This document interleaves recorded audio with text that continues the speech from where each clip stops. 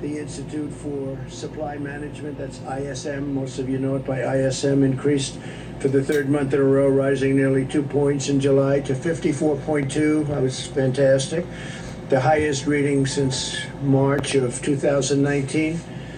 This is remarkable considering the survey was conducted throughout July and showed significant improvement despite the Southwest, in particular, virus hotspots. The ISM measures, and it's a very strong measure of new orders, rose 5 points in July to 61.5, and its highest reading that would be since September of 2018.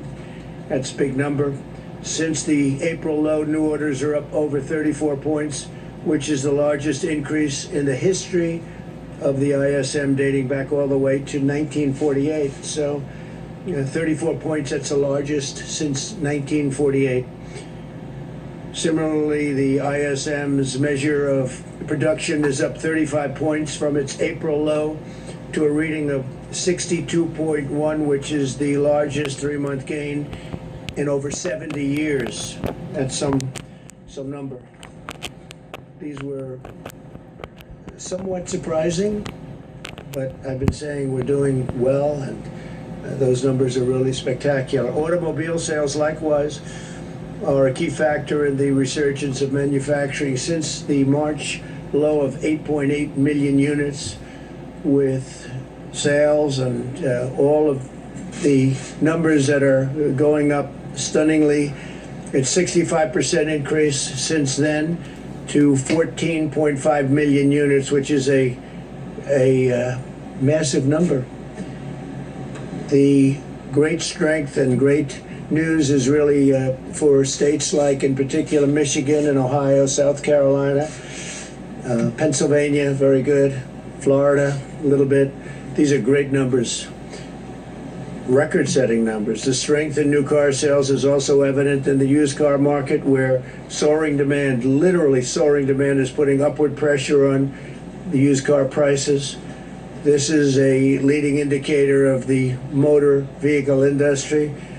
The need to restock depleted shelves will further galvanize the factory sector, and we think very substantially based on the numbers. We're very, very happy with these numbers, and I think most people are anywhere from surprised to shocked by these numbers in a very positive way. Economy-wide inventories crashed at a near $320 billion annualized rate last quarter. A crash in that case means a good thing, not a bad thing. That's the largest drop ever on record, ever. Home builder sentiment likewise is soaring, as our home sales sentiment is now higher than last year, and new homes recently made a 13-year high. So we have a 13-year high in new home construction. New business applications are very strong. That just came out. The widely followed Atlanta Fed GDP, and it's something that they have just come out with now, forecasts the new data point and incorporates it into quarterly estimates. It looks like it's showing a 20% annualized growth in the current quarter. So 20% in the current quarter, we'll take that all day long. Let's see if that's right. That's a projection. So we'll see if that's right. The Atlanta Fed, very respected. The virus, back to that, we are continuing to monitor particular hotspots across the south, southwest, and the west.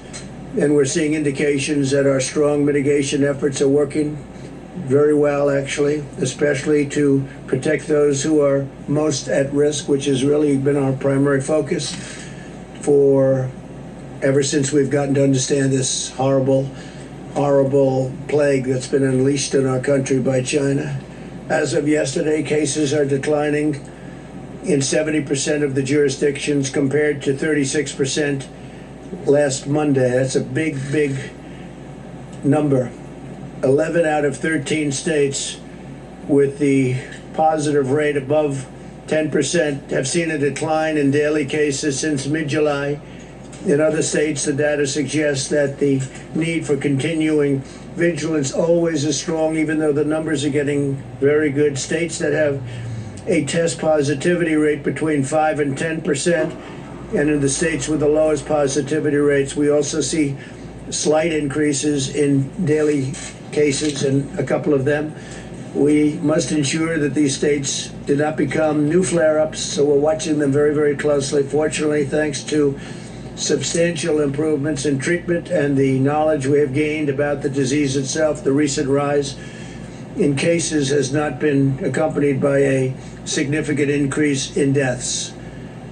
Fatalities nationwide are at roughly half the level of the April peak, so the number of deaths or fatalities are at half the level. One is too much, one death, because this should have never happened to us. It should have been stopped very easily by China in Wuhan.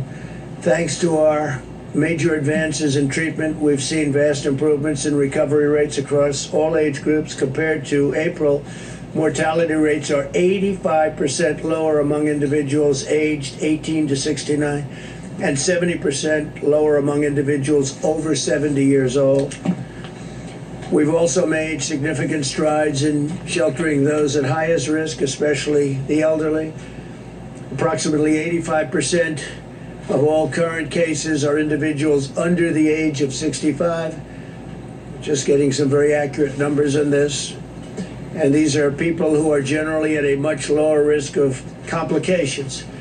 Since the pandemic began, nearly half of all fatalities have been at nursing homes or assisted living centers. That's an incredible statistic when you hear that number. This data underscores that the best path forward is an aggressive strategy focused on protecting Americans at highest risk. As we race toward the development of a vaccine, we must continue to take extraordinary precautions to shield the elderly, and we're doing that. We're doing that at a level that we've never even dreamt possible, both with testing and with common sense.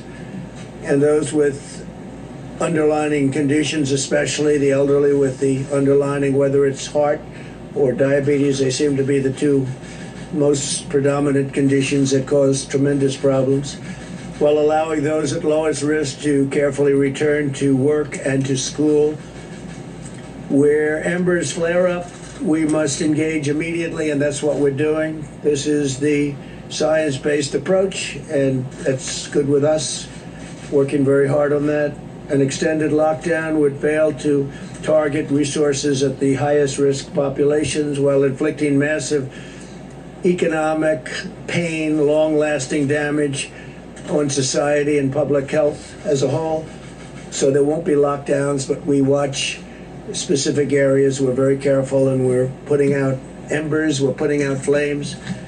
When you look at what's happening with Miami, and the numbers are going down, but Florida's going down very significantly. Texas and California are going down rather significantly. On telemedicine, as we discussed the last time, and as I said numerous times during this day, it's an incredible thing that's happening. A central part of our effort to protect the elderly is to greatly expand access to telehealth so seniors can be treated from the safety of their homes. And that's what's happening. The number of Medicare beneficiaries using telehealth increased from roughly 14,000 a week to nearly 1.7 million. So from 14,000 to 1.7 million per week in total. 10 million Medicare beneficiaries have accessed telehealth services since the pandemic began. That's a tremendous thing that's happened with telehealth. As we shelter those at high risk, we are also pouring every resource at our disposal into the development of therapies and vaccines. 2 vaccine candidates are currently in the final stage of clinical trials, with several more vaccine candidates entering phase 3 in the coming weeks. And you've read and seen what's happened today. Today's news was very exciting.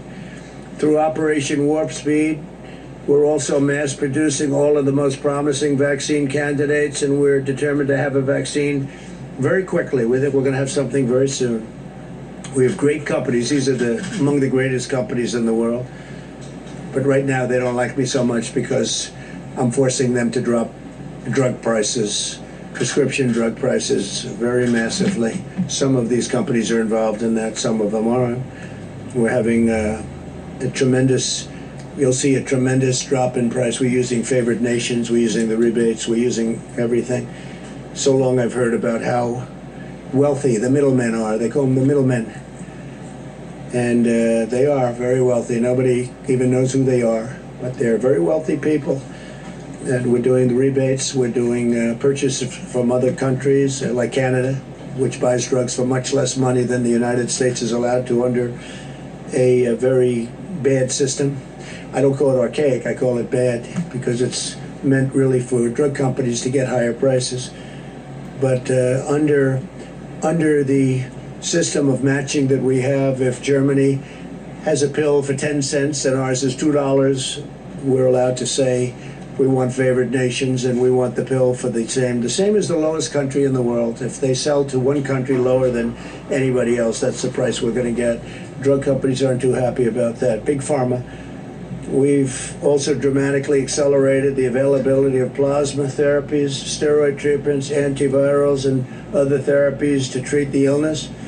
Today, the NIH, we're very exciting, announced that they're beginning the trial of 2 new antibody treatments, which will take place in 40 cities across the country. We're going to move very quickly.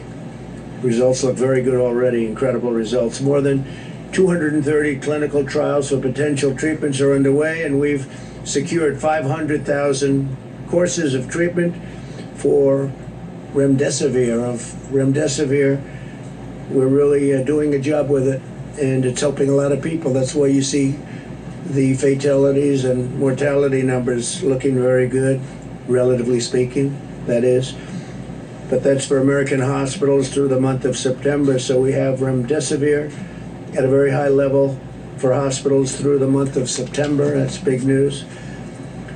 The United States also is far and away the most robust testing capacity in the world. Testing has been incredible, what we've been able to do. Nobody's even close. Since March 12th, we've increased daily testing by 32,000%. How's that? 32,000%. Somebody would say that must be a typo. It's not a typo. 32,000%. We now have conducted over 61 million tests nationwide, averaging over 820,000 tests per day and nearly 5 million tests per week. And now that we're understanding the virus, we're understanding very much what we're doing with respect to who it affects, who it's destroying, and who gets away with it, like young people, very young people. We'll be having some interesting statements having to do with testing and focus testing. I call it focus testing.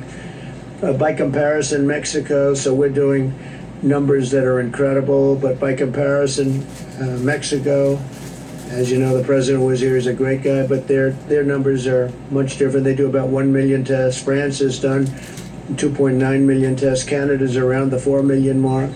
Australia's around the 4 million mark. The United States is testing more people in a single week than, in many cases, large segments or large well-known countries all put together. It's been an amazing achievement, the testing and the quality of the testing also. And now we're doing testing where you can have results in 5 minutes, 7 minutes, and 15 minutes, as opposed to waiting to come back from labs, for it to come back from labs. Over the last several weeks, HHS has opened surging testing sites in Baton Rouge, New Orleans, Phoenix, Miami, Jacksonville, Florida, McAllen, Texas, Bakersfield, California. And this week we're opening new surge sites in Houston, Texas, Atlanta. To date, more than 130,000 tests have been conducted at these sites. Last week, the FDA also authorized the first 2 tests that display an estimated quantity of antibodies present in the individual's blood, which is a big deal, allowing us to learn more about the immune response. FEMA and HHS has worked with the private sector to deliver we have new numbers, more than 200 million N95 masks, 855 million surgical masks, 36 million goggles and face shields, 364 million gowns and coveralls, and 21 billion gloves. Billion. Can you believe that? Billion gloves. And we distribute that to the governors, different states, and they're when we get on the phone with them, they're very happy. That I can tell you. No complaints from any of them. They're very, very happy. What they say to you separately maybe will change for political reasons, but they are very happy with the job we've done. In our national stockpile, we've tripled the number of N95 masks on hand to more than 40 million, tripled the number of gowns to 15 million, and quadrupled the number of ventilators to nearly 70,000. These numbers are growing every day, and we're now making thousands of ventilators, many thousands of ventilators a month, and we're getting them to other countries who are desperately in need of ventilators. They're very hard to produce. They're very complicated machines. So we're fully stocked here, and we've made sure that every state is fully stocked, but we're getting them to a lot of countries that need help. We'll continue to work with the governors and local authorities to help them ensure significant hospital capacity, protective equipment, supplies, and medicine. I'm more confident than ever that we will get a vaccine very soon and we will defeat the virus. And I want to thank you all for being here. We'll take a few questions. Yeah, please. I wanted to ask you about Kodak. You had a big announcement the other day about getting Kodak into the pharmaceutical business, but the SEC is now investigating what happened. Can you say a word or two whether you think that there might have been some kind of a problem in terms of how those arrangements were made? Is there any grounds for concern from your perspective? Well, I don't know. I wasn't involved in the deal. The concept of the deal is good, but I'll let you know. We'll do a little study on that. We'll find out. If there is any problem, we'll let you know about it very quickly. But I wasn't involved in it. It's a big deal. It's a way of bringing back a great area, too, in addition to pharmaceuticals. Kodak has been a great name, but obviously pretty much in a different business. And so we'll see what that's all about, but we'll let you know very quickly. Yeah, please. I just want to follow up before I ask the coronavirus question on Lebanon. You called this an attack. Are you confident that this was an attack and not an accident? Well, it would seem like it based on the explosion. I've met with some of our great generals, and they just seemed to feel that it was. This was not some kind of a manufacturing explosion type of event. This was seems to be, according to them, they would know better than I would, but they seem to think it was a attack. It was a bomb of some kind, yes. Interesting. And on coronavirus, you've talked a lot about, when you talk about the mortality rate, the deaths as a proportion of cases, which I understand that is significant when you look at how deadly the virus is or how good a country does at keeping people alive who get infected. But when you're talking about the scope of this virus, when you look at the percentage of the population that's died, there's only 3 countries that have more deaths than the U.S.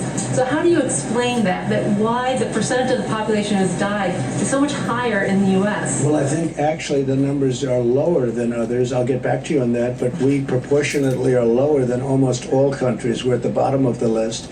And we're, relative to cases also, we're at the bottom of the list, which is a good thing being at the bottom of the list. But I can get back to you. We have about 4 or 5 different lists on that, and we're generally speaking at the very bottom of the list. So I'll get back to you. When I look at the Johns Hopkins, Coronavirus Resource Center on their website, it says the most affected countries, when you look at deaths per 100,000 people, the population, so how many people the population have died, you have the UK, Peru, Chile, and then the US. Canada has 8,000, 9,000 deaths. Obviously, they're smaller than us, but that's only 6% of the population. That's 6% of our total cases. So why are the deaths so much higher in the U.S.? Well, a lot of our numbers were based on New York had a very tough time, as you know, New York, New Jersey, that area. And when you take them out, just as an example, take a look at Florida relative to New York. That's not to say anything wrong with New York. It was just a very tough place. People are close together. It's crowded. It's not easy. But when you take that out, our numbers are among the lowest. And even with it in, I will get back to you, but we have among the lowest numbers. They've done a fantastic job on it. Yeah, please. Yes, Mr. President. I would like to ask a question about the election, but one thing on unemployment first. Are you considering taking executive action to extend or rather reinstate the unemployment benefits that expired last week if Congress can't get a deal by the end of the week? Yes. And as a general point, what rate then would you want in there? A percentage or flat rate? We are looking at it. We're also looking at various other things that I'm allowed to do under the system, and such as the payroll tax suspension. And so we're allowed to do things. We're talking with the Democrats. They seem to be much more interested in solving the problems of some of the Democrat-run states and cities that have suffered greatly through bad management. I mean, really bad management. So that seems to be where they're looking for $1 trillion to help out with cities that are run by Democrats, in some case radical left Democrats, that have not done a good job. I appreciate today the Wall Street Journal said very good things, that we did a great job in Portland by having our people go in, Homeland Security, Chad Wolf, and the folks. We went into Portland, and we've done a great job. And they had that in an editorial that we really won that situation. But we want the whole. We did save the courthouse. The courthouse was going to be burned down or knocked down. It was in tremendous danger. We went in. We took care of it, and we appreciated what the Wall Street Journal said. As far as the various things that I may or may not sign, I may not have to sign. I mean, progress is being made, as you know, very well in the Hill. We'll see what happens. But I have the right, including the payroll tax suspension. We may do some things. We want to take care of the eviction problem. People are being evicted very unfairly. It's not their fault. It's China's fault. It's not their fault. And people are being evicted, and we can do that with an executive order. So if we don't get, and we want to do it relatively quickly. I mean, even from the standpoint of COVID, people get evicted and then they go into shelters, and there are thousands of people in the shelters. And this is not a time, you never want to be in a shelter, but this is not a time to be in a shelter with the COVID. They catch it, they get it, and it's no good. So I may have to do something on evictions too, because the Democrats amazingly don't want to do it. We offered them short-term deals, and we offered them lots of alternatives, but so far, the only thing they really want to do is bail out states that have been poorly managed by Democrats. Okay? And if I could on the election, sir, President Trump, on the sale of TikTok, you're basically arguing that the U.S. government is going to collect a cut from of a transaction, including 2 companies, in which it doesn't hold a stake in. That's unprecedented. That's never happened in U.S. history before, and the administration has offered very little explanation about how that's going to work. Can you back your statement up and provide specifics about how Did you say that's work? impressive? Did you actually use that term? I said it's unprecedented. Oh, well, it's almost the same thing. Not quite. I like it. I like impressive. I like impressive. Not quite. Close. So TikTok. TikTok is very successful. It does tremendous business in the United States. People are riveted by it. I mean, I have many friends, when they saw that announcement, they're calling. I think their kids love it. They don't, because they don't get to see their kids anymore. But they are. It's an amazing thing, whatever it may be. And I told Microsoft, and frankly others, if they want to do it, if they make a deal for TikTok, whether it's the 30% in the United States or the whole company, I say it's okay, but if you do that, we're really making it possible, because we're letting you operate here. So the United States Treasury would have to benefit also, not just the sellers. And I said, inform. Very simple. I mean, we have all the cards, because without us, you can't come into the United States. It's like if you're a landlord and you have a tenant. The tenant's business needs a rent. It needs a lease. And so what I said to them is, whatever the price is, a very big proportion of that price would have to go to the Treasury of the United States. And they understood that, and actually they agreed with me. I mean, I think they agreed with me very much. Yeah, please, anybody. Thank you, sir. So that deal may or may not happen. We've given them till September 15th or so, and we'll see if we can have it, and if they can be great security, meaning the obvious security. Microsoft would be a company that would be good in that respect. They're approved in that respect at many levels, including working with the Department of Defense, and they're very high-level approvals. So it would be good, but there are other companies also. Yes, Thank you, sir. Have you or anyone in the administration reached out to other companies aside from Microsoft to see if they're interested? Well, we've had other companies call us. Microsoft called me directly, and we've had other companies call. I don't know where they are. It sounds like Microsoft is along the way of doing something. I don't blame them. It'd be, it's a great company. It's really a great company, but we cannot take the security risks of any of those companies, including Huawei, which, as you know, we put a halt to.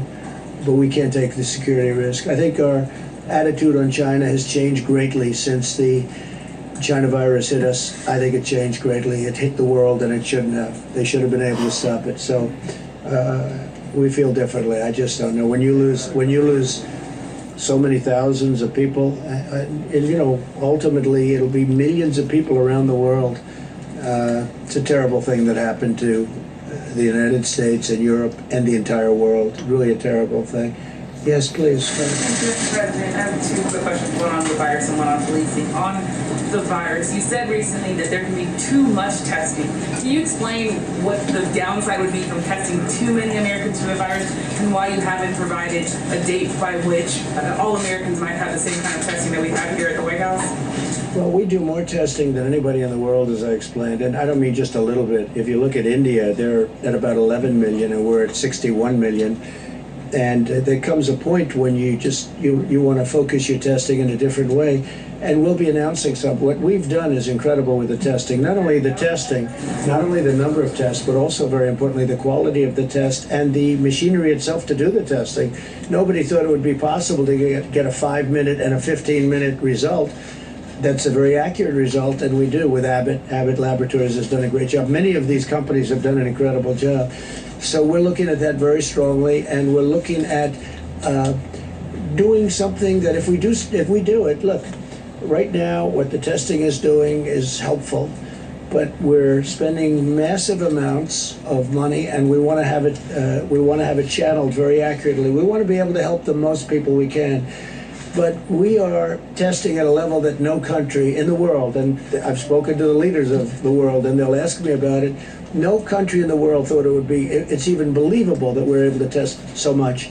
61 million versus, most countries don't even test. You know when they test? When somebody's feeling badly. If somebody's feeling badly, they're symptomatic, that's when they test. And that's a big difference. With us, we go around and looking, because if we find spots, we find hot spots. One problem is, from the standpoint of the media, we end up with far more cases than we would normally show. So it's, as I called it the other day, in a statement, I said it's called media gold. For the media, it's gold.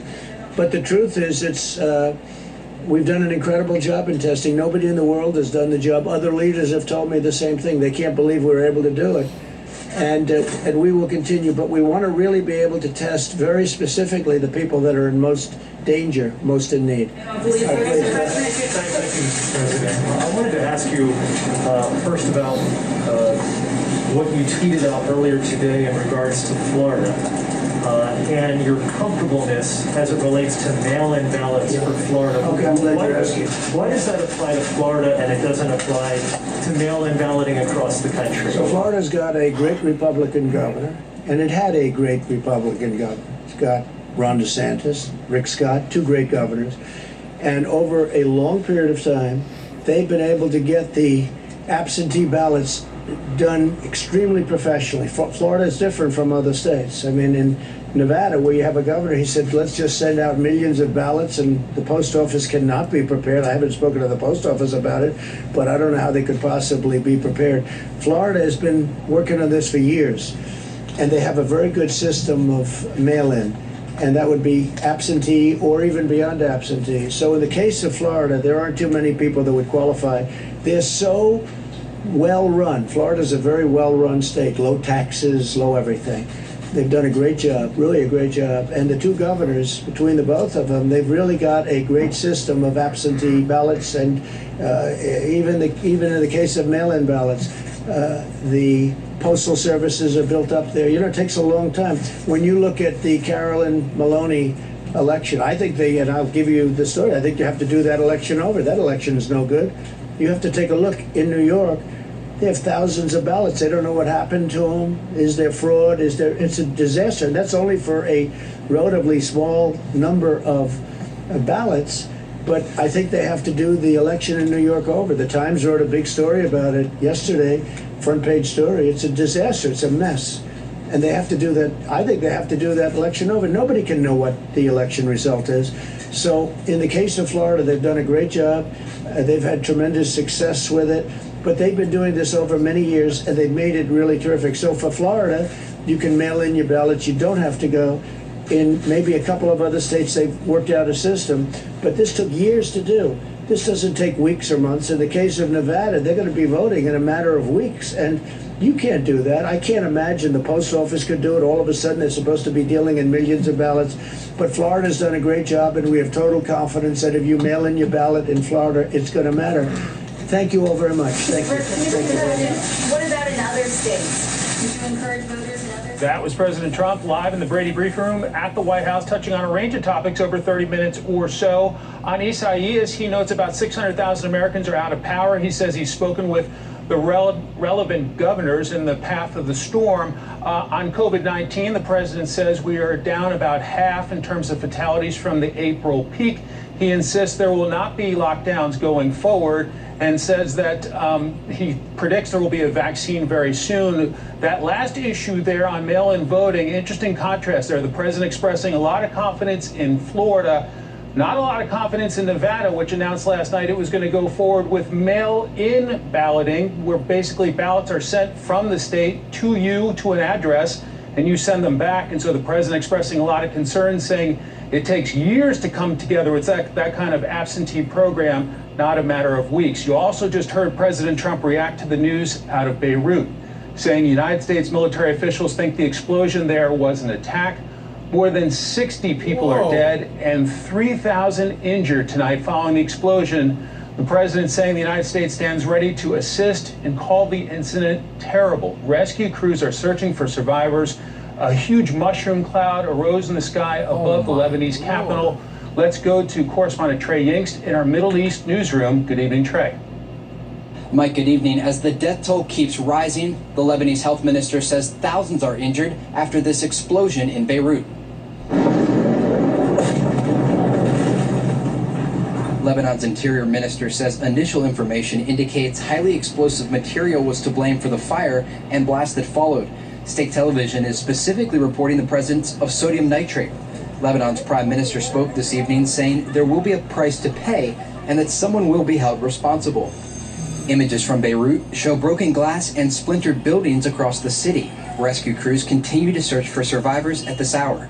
Hospitals are flooded with patients who have wounds from debris caused by the explosion. The Lebanese Red Cross has put out a desperate call for blood donations. New pictures even show people being treated in the parking lot of the city's largest hospital. The blast was felt 140 miles away in Cyprus and registered as the equivalent of a 4.5 magnitude earthquake. The international community is reacting tonight. Israel is offering aid to Lebanon despite security tension between the two countries. We're also seeing aid being offered by France, Iran, and the UK, among others. This couldn't come at a worse time for the country. We've been covering the ongoing economic disaster in Lebanon. The economy is crumbling. There are many people who are hungry, and there are now bodies in the streets of Beirut. Mike? Trey Yingst in the Middle East tonight. Trey, thanks a lot. The Dow gained 164. The S&P 500 finished ahead 12. NASDAQ was up 38 to another record close. Up next, how the sports world is trying to stage a comeback from the coronavirus.